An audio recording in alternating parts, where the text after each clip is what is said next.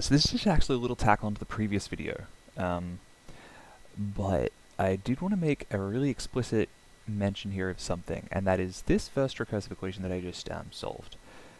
It's really important to note that unless this was given to us in the form of how efficient this equation is, this isn't really defining its efficiency.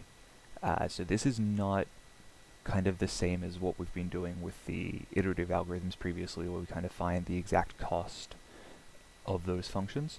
What we've actually done here is we've converted a recursive definition for something, for an arithmetic set, technically, into an explicit definition of an arithmetic set. So what that means is basically this here, x equals n, x of n is equal to x n minus 1 plus 5, where x of 1 is equal to 0 for all values n is greater than 1, is a way to describe what a given value of n is in this specific sequence. It's kind of defining an infinite sequence of numbers.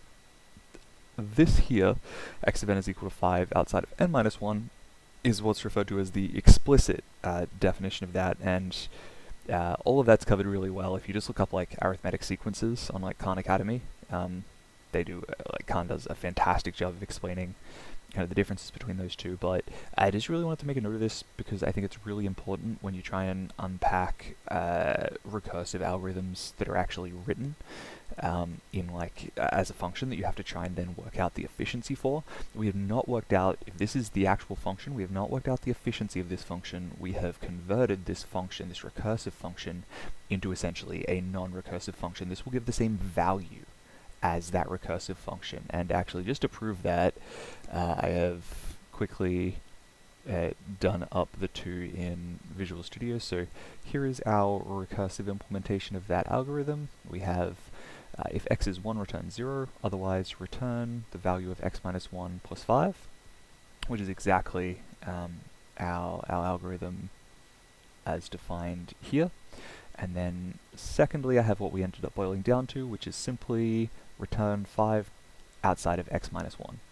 And this is kind of just to show, so I've just put in a random value of 50 here, and then printed them both out. So you'll see the recursive answer to that problem of 50 is 245, and so is the explicit answer. So those are actually giving the same value for the same input. This is simply now an explicit definition of an arithmetic sequence, whereas this is a recursive definition of an arithmetic sequence. But this explicit version is not defining the cost of this recursive thing, and that's a really important difference.